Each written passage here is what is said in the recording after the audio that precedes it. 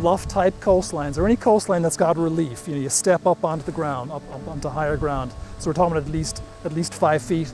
I think they occupy at least 30% of the planet. They're very, very common. You find them in the Arctic, you find them here, you find them in the Gulf of Mexico, you find them all over the world. 40% of the global population lives within 100 kilometers or 60 miles of a coastline.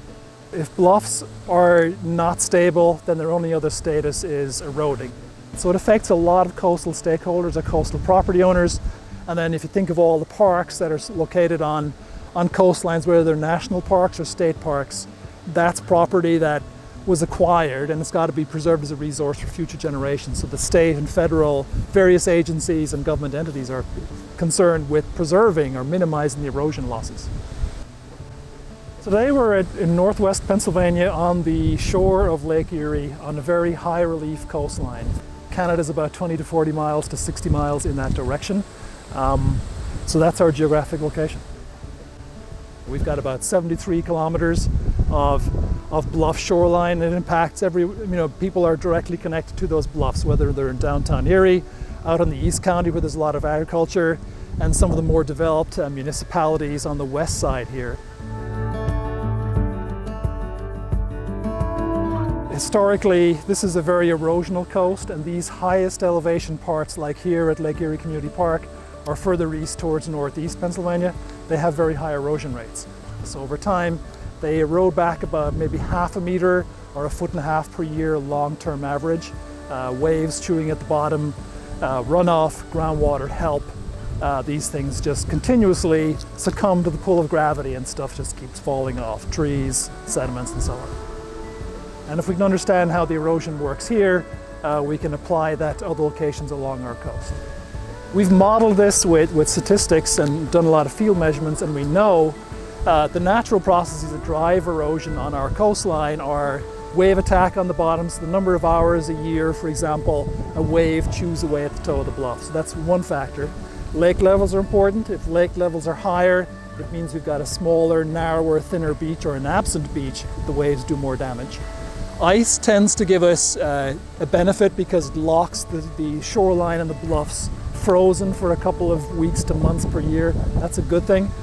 We get groundwater whenever it rains on this topography, this landscape. Groundwater goes down, it percolates down through those lake sediments till it gets to the glacial till, and then it's forced to migrate out onto the bluff face, and we get springs, and those springs cause the material to fail. And then where land slopes towards the bluff, we'll have just regular runoff during major rain events. We'll carry water across the landscape, and that'll start cutting gullies on the bluff face. The human-related ones are what humans might do to make the bluff more aesthetic. They might cut trees or cut vegetation, and cutting vegetation removes roots. And remove roots, it means you pull out less groundwater, so the sediments get wetter, they're more likely to fail. Humans like also adjusting the slope of their land. If they adjust slope it the wrong way, we're going to get more runoff. Putting lots of weight on top of the bluff, like building too close, would be a bad thing because then it's extra mass that gravity wants to pull on and will make the bluff fail more than otherwise.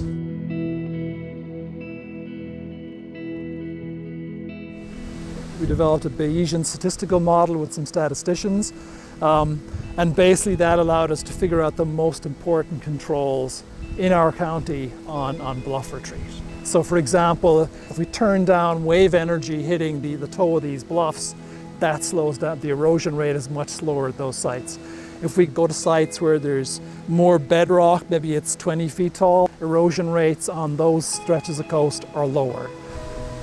A recent study, we looked at 33-kilometer western Erie County section, and then looked at 7 field sites within that of about 2 kilometers each. So we got a good feel for how things work on different types of bluff scenarios, whether it's a tall bluff like this or one that's just maybe 5 feet above lake level. For here locally in Erie County, we developed an erosion potential index that's being used by DEP, and what that did was it highlighted various degrees of hazard as we move back in from a bluff edge, like a red zone, an orange, a yellow, and a green zone. So, and that gives both the state and property owners perspective on how many years maybe do I have until the bluff gets to here or there. So that was one tool. For example, if there's a property next to this park, someone's bought the property, wants to build a house, they can look at the map and say, well, I don't want to build this close to the bluff because it's in the red zone or the orange zone. I want to build back here, maybe the orange or the green or the yellow zone. That's useful information for the state to know in particular. So it's, again, identifying how big the hazard is. So knowing that, so informing planners, managers on where the erosion is bad, how bad it is, who's at risk, those kinds of things. Then they help either the state or municipalities decide, do we need to maybe regulate how close to a bluff someone can live? And that helps the state figure out the monetary value of land loss. They can compare that with tax rolls or tax plats and figure out the number of dollars that gets lost or eroded over a time period. So knowing all that, then the state and agencies like Sea Grant can figure out, maybe how to better direct resources towards the problem of erosion on bluff coastlines.